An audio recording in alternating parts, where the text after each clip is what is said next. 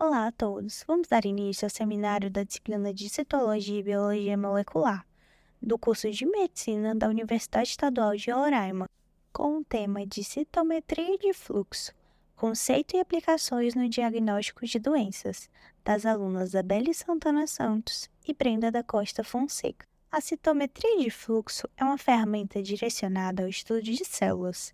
Essa técnica permite avaliar rapidamente múltiplas características individuais em populações celulares heterogêneas de um grande número de células ou partículas com alta sensibilidade, especificidade e reprodutibilidade estatística.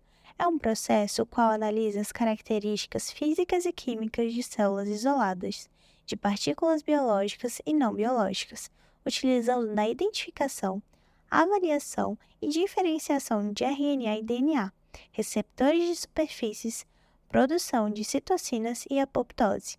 Baseia-se na detecção de substâncias fluorescentes, geralmente acopladas a anticorpos. Para poder ser analisado pelo sistema de citometria de fluxo, as partículas devem ser colocadas em suspensão dentro de uma determinada faixa de diâmetro. As células podem estar vivas ou fixadas, proveniente de isolamento fresco ou culturas in vitro aderentes, desde que previamente desagregados, ou em suspensão. Os tecidos também podem ser analisados, desde que submetidos a procedimentos de desagregação enzimática ou mecânica. As partículas têm que ser menores que 0,2 micrômetros, como citocinas, fatores de crescimento e vesículas extracelulares. Esse processo vai ser utilizado quando queremos analisar as características intrínsecas e extrínsecas das células, que podem ser o seu conteúdo de DNA, o seu tamanho, a sua granularidade, autofluorescência, viabilidade, membrana celular, citoesqueleto, receptores internos e externos.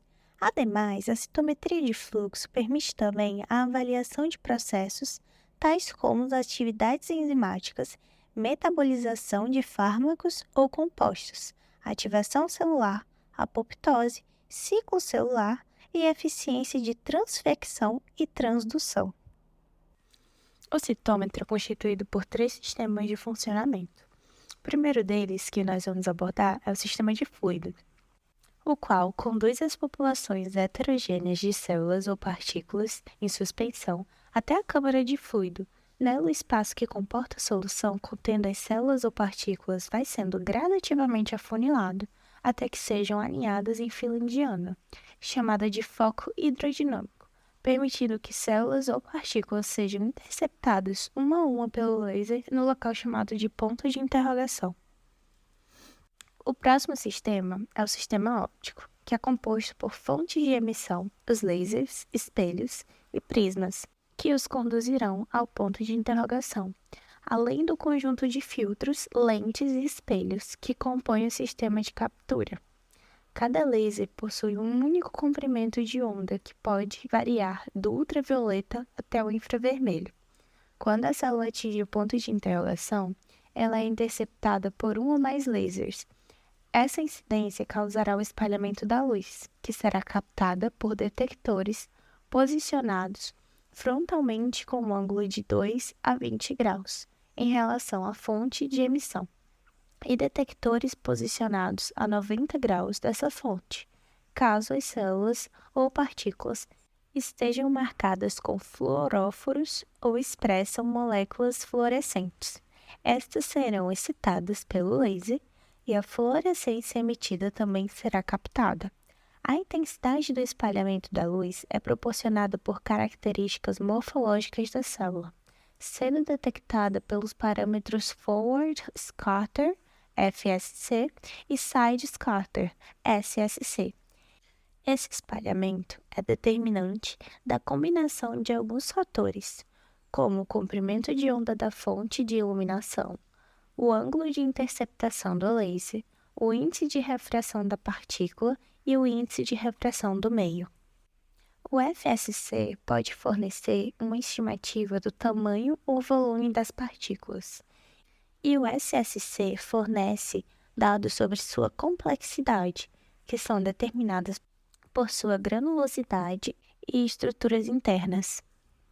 Também é importante ressaltar que partículas menores tendem a causar um espalhamento menor da luz do que partículas maiores. Por exemplo, células pequenas e com citoplasma pouco complexo, como os linfócitos, serão representados por menores valores de FSC e SSC, quando comparados a neutrófilos. Além de características morfológicas, o especialista pode identificar antígenos de interesse por sua marcação, com diversos fluoróforos, ou mesmo captar a expressão de moléculas fluorescentes, que foram transduzidas ou transfectadas in vitro ou in vivo. O único laser capaz de excitar uma gama de moléculas ou fluoróforos, e o conjunto de espelhos conseguirá captar a fluorescência emitida por cada um deles. Dessa forma, um citômetro de fluxo equipado com poucos lasers pode ser capaz de identificar dezenas de características intrínsecas ou extrínsecas de células ou partículas-alvo. Quando falamos de sistema eletrônico, a sua função é de amplificar a informação captada pelo sistema óptico e ele as converte em sinais eletrônicos. Esses dados captados são expressos por representações gráficas como histogramas, dot plots ou contour plots. Os histogramas têm por objetivo avaliar uma única característica da população estudada.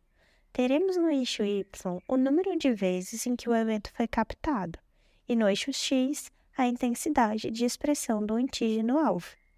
De forma que, quanto mais à direita nesse eixo, maior será a expressão do alvo na população. Já os dot plots permitem analisar simultaneamente duas características de determinada população, de forma que é possível identificar populações que coexpressam duas moléculas que expressam uma delas ou nenhuma delas. O contour plots, além de avaliação de duas características simultaneamente, acrescentam a essa informação a ideia de quantidade de partículas estudadas. As áreas mais densas representam maior concentração de partículas. A citometria de fluxo pode ser utilizada em todas as etapas de desenvolvimento e validação de um produto. Na fabricação, ela busca avaliar e quantificar a expressão de receptores quiméricos em células CAR-T, validando o processo de edição gênica realizado in vitro. Na fase de avaliação de atividade biológica, podemos observar a resposta imune induzida pelo produto de terapia avançada, tanto em vivo quanto in vitro, ou sua capacidade de induzir a apoptose ou a proliferação de células-alvo. No desenvolvimento clínico e não clínico, podemos monitorar a presença de células circundantes ou até mesmo avaliar a intensidade e duração de uma tempestade de citocinas produzidas após a administração do produto de terapia avançada. Passando agora para o processo de cell sorting. Nele vai ocorrer a purificação celular a partir de uma solução heterogênea de células e isolar fisicamente populações de interesse. Nesse processo, as partículas que têm um perfil imunofenótipo desejado, após passar pelo ponto de interrogação, são isoladas em pequenas gotículas. Estas são eletricamente carregadas e percorrem um campo magnético fixo. De acordo com a carga elétrica recebida, elas podem ser atraídas ou repelidas, desviando-se do feixe central, por onde foram inicialmente interceptadas pelo laser, e sendo coletadas em tubos coletores precisamente posicionados de acordo com o grau de desvio do feixe central, proporcionado pelo campo magnético. As principais aplicações da citometria de fluxo são na oncohematologia, que é a contagem absoluta de células no diagnóstico e prognóstico e acompanhamento do tratamento de doenças hematológicas, leucemia e linfoma, análise da medula óssea e contagem de reticulócitos. Também na imunologia, na identificação e contagem absolutas de populações de células imunes, análise de citocinas, tipagem de tecidos e estimulação de linfócitos. Na microbiologia, no diagnóstico bacteriano e viral e na sensibilidade aos antibióticos. Na genética a partir do cariótipo, diagnóstico de portador e diagnóstico pré-natal. Na farmacologia, acerca de estudos de cinética celular. É válido destacar a importância da imunofenotipagem, que é o método preferencial para a determinação de linhagem celular e avaliação de maturação de células neoplásticas hematológicas. Essa técnica auxilia no diagnóstico diferencial das leucemias, além de permitir a classificação dos subtópicos celulares e análise do perfil de expressão molecular, estabelecendo o fenótipo individual das mesmas, através da imunomarcação de antígenos de superfície celular ou intracitoplasmáticos com anticorpos monoclonais marcados com fluocromos. As leucemias linfóides agudas são um conjunto de doenças linfoproliferativas malignas que se originam por desajustes na medula óssea vermelha e no timo. Para o diagnóstico das leucemias são avaliados a citomorfologia, o imunofenótipo e as alterações genéticas dos linfoblastos. Inicialmente, o paciente manifesta um processo de produção celular na medula óssea exacerbada, que se manifesta no sangue periférico como leucocitose, entre outros sintomas, sendo a imunofenotipagem por citometria de fluxo uma das principais formas de diagnosticar as leucemias. A hemoglobinúria paroxística noturna, mais conhecida como HPN, caracteriza-se geneticamente pela mutação somática do gene PIGA, localizado no cromossomo X, que tem incidência rara, sem predomínio de sexo e idade, ocorrendo particularmente no adulto jovem. Este defeito resulta na deficiência da biossíntese da molécula glicosilfosfatidil-inositol, conhecida como GPI, responsável pela acordagem e fixação de determinados antígenos na superfície da membrana celular externa de eritrócitos, leucócitos e plaquetas. Portanto, em decorrência da deficiência da GPI, importantes antígenos reguladores do sistema complemento, SC, não se expressam na superfície das células de portadores de HNP, tornando-as excepcionalmente suscetíveis ao efeito lítico exercido pelo SC. Entre os antígenos mais conhecidos estão o DAF, fator acelerador da degradação das convertases do comportamento, e o MIRL, inibidor da lise de membrana, denominados também como CD55 e CD59, respectivamente. Particularmente, o último é o maior responsável pela regulação da lise mediada pelo SC. Ademais, a citometria de fluxo tem sido usada para quantificar antígenos virais dentro ou sobre superfícies de células infectadas. Além disso, ácidos nucleicos variam podendo ser detectados e quantificados por hibridização in situ, em superfícies celulares e, simultaneamente, a citometria pode também identificar fenotipicamente quais células são infectadas.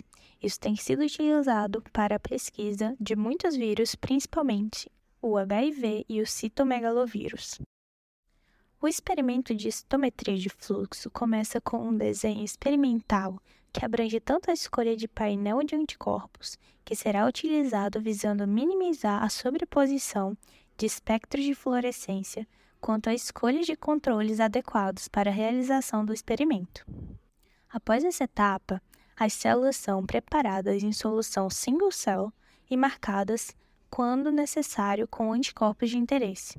A aquisição dos dados do citômetro de fluxo é a etapa em que o pesquisador deve se atentar aos controles de qualidade, tanto do equipamento quanto da amostra. Definir a estratégia de Gates, incluindo a avaliação de viabilidade celular, assim como o número de eventos adquiridos que valide estatisticamente os dados observados. Para a análise de dados, as possíveis sobreposições de espectros de fluorescência devem ser corrigidas por ajustes de compensação de sinal. Os dados devem ser analisados seguindo uma estratégia de Gate, de forma que o posicionamento deles seja aplicado a todas as amostras. Os resultados podem ser representados da forma gráfica que melhor representa o fenômeno observado. Dentre as aplicações mais comuns estão na área da imunologia, oncohematologia, através da imunofenotipagem. Estas foram as referências bibliográficas usadas no trabalho. Muito obrigada pela atenção de todos.